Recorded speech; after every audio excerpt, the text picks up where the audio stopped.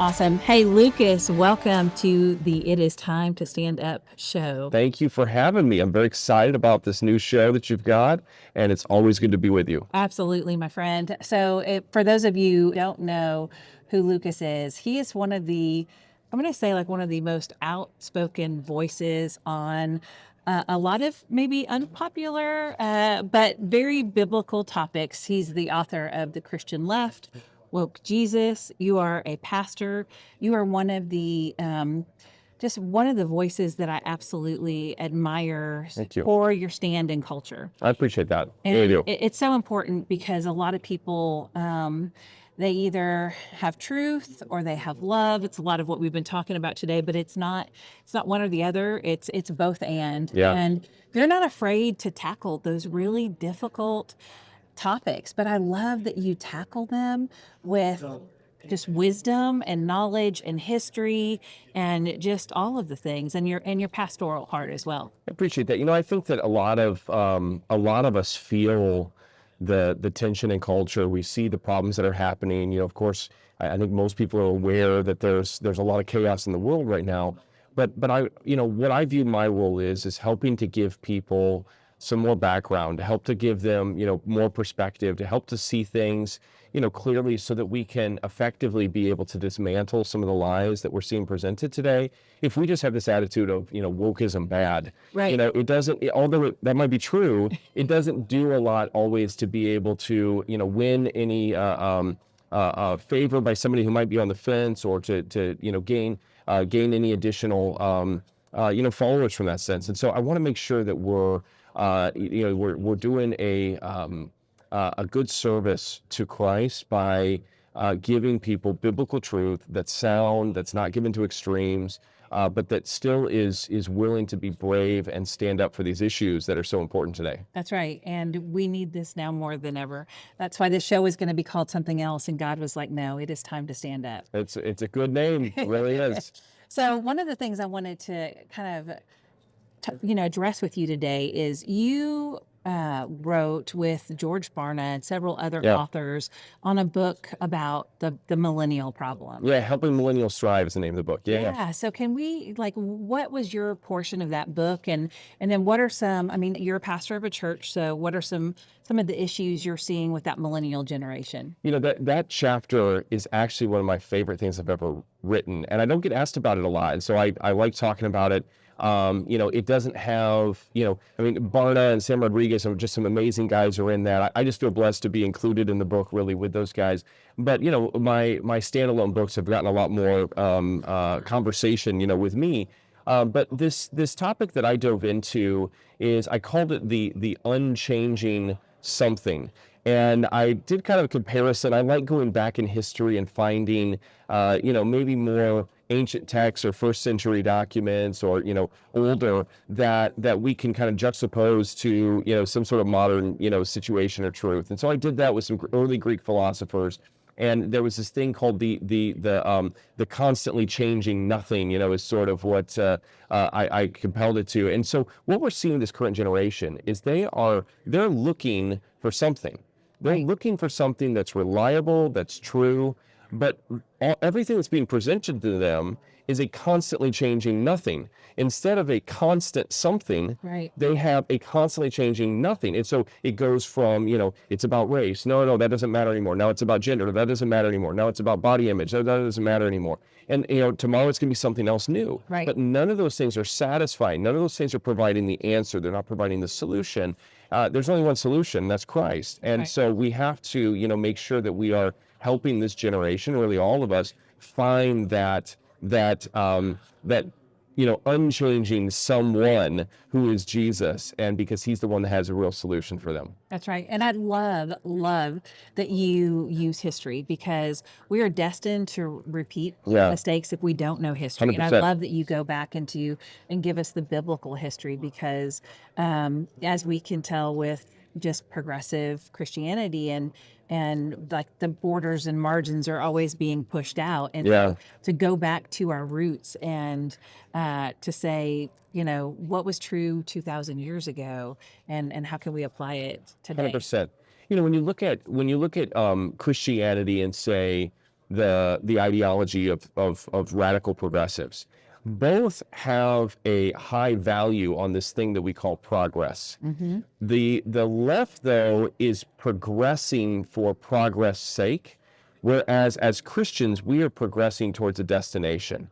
It's a fixed destination. It's not just kind of flying out here in the wind. It's to be conformed to the image of Christ.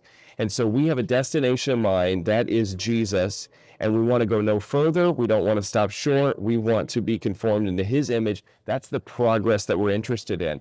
But what we're seeing on the other side, I think, is just and really just in the world in general, is progress after something, but because they don't have a destination, because they don't know where they're going, they're constantly moving but never arriving. Yeah. So how do we reach those millennials as Yeah. a parent of, kids of that age? And I just see some of the choices that they make. I see a lot of millennials not in church today. Yeah. So what can we do to reach that I generation? mean, you mean besides listening to the Stand Up podcast, it's time That's to right. stand up here, That's right. right? That's right. And so, look, I mean, media is a big part of that. We're here at the National Religious Broadcasters, and this is why we do what we do. It's to reach people. And Right. I mentioned here earlier in another segment that when you look at the first century, talking about history, the reason the gospel was able to go the way that it was is because the Romans had built roads all over the known world.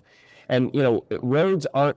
I mean, they're important today, but they're not. They're not groundbreaking the way, no pun intended, the way that they were at that time. That was a novel idea. Now what we have is we have a digital road. We have Right. this digital pathway of media and TV and podcasting and everything else. Now even the use of AI. And I think as Christians, we have to figure out how to utilize these things in a way that does not change the gospel, that does not water it down. That's right. But we use these things as tools to be able to advance the gospel. I also don't, I try to encourage people, especially, my generation and older, that don't discount personal relationship. The younger generation kind of gets pigeonholed with just being this technology driven, and if we can just figure out tech, then we can reach them. I think they're also looking for somebody to stop and say hello, to show interest in them, to build a relationship with them, to mentor them, to say, hey, let's go grab breakfast or lunch and talk a little bit. And I think that just that peer-to-peer or person-to-person, connection is so critical in reaching people where they are. Churches have, I think, struggled with that. There's been a big emphasis on evangelism, but very low commitment to discipleship. And I think that we have to make sure we're balanced in, as we are reaching people, that we're also making disciples with them, and not just getting them converted and then leaving them where they are, or if they don't respond right away, giving up on them. That is a huge component. And I don't think a lot of churches actually do that part well. Yeah. I think there's a lot of programs and a lot of things going on in churches, but I also think that this generation is looking for authenticity. Yeah, I agree. Right? They are looking, which is why that relationship is so important. And once you have that relationship, then you can reach them. Yeah, and look, I think the reason why churches struggle with this to some extent is that discipleship is hard. It's messy. Right. You have to actually get in somebody's life. Evangelism happens a lot of times in churches from the stage. You give an altar call, people respond, and that's the extent of it. But discipleship is like, hey, let's talk about this thing in your life. Let's talk about this addiction. Let's talk about this relationship. Let's talk about what's going on with Well, parents or help whatever. somebody through an addiction. Yes, Right? 100%. Yeah. And- When a young mom gets pregnant, then being there to give her resources and options and help and It support. requires a time, and I don't want to discount evangelism. We need both, right? But it requires a time involved that evangelism a lot of times doesn't. And I think that we have to make sure. And what I have found is in churches is that typically Christians seem to be wired towards one or the other, but there's not much empowerment for them. And so evangelism is the pastor tends to take that main role on a Sunday morning, or somebody on the ministry staff in some ways. But I think that discipleship is something we can empower the entire body for. We have a program at our church we're launching called Each One Reach One, and really, where you can kind of commit to say, hey, I'm willing to give, a meeting a month to somebody, and we try to pair them with people that might be a good fit for them, and really, we're seeing great results already, with people that are getting that level of kind of, connection points. Yeah. So you're a young man, and I just have to know, like, who are the thinkers and the theologians that have impacted you to be so bold in your faith with all you do? I've had some great mentors in my life and personal relationships, and I could give a list of a lot of names that I've personally been able to walk with. I'm also a ferocious reader, and I started reading, pretty young.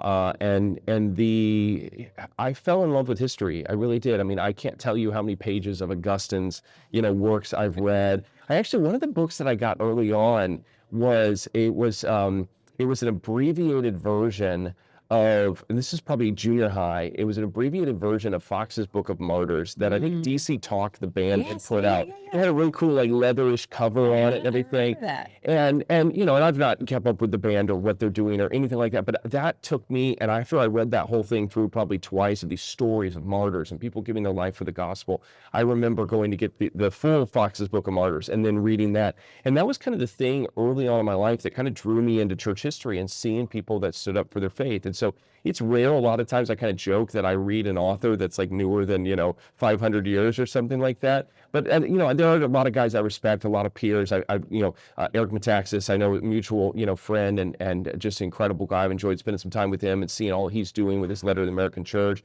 Just was talking to Dr. Lutzer out here and just, admire his work that he's done in his lifetime. And, this is one of the great things about NRB is you see so many of these, I don't even want to call them all peers because some of these guys I feel like that, I'm still a little fanboying over, here. And so it's just really awesome to see the way in which the intellectual and the spiritual gifts and theology and all these things kind of come together to really give us our unique identities in order to be able to be who God's called us to be. Yeah, I absolutely love that. I always say, read the dead people. Yes.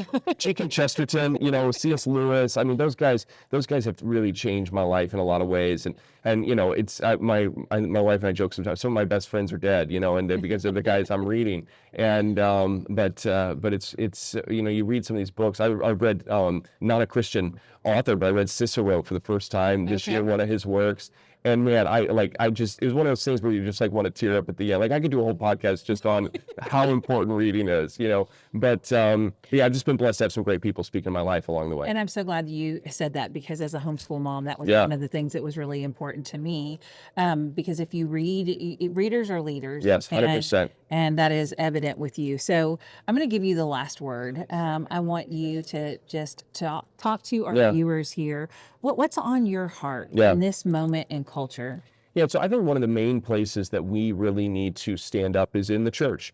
And of course, when you talk about programmatic things, that all matters. But if the heart of the church is off, the programs, it doesn't matter how good the programs are if the message isn't on point.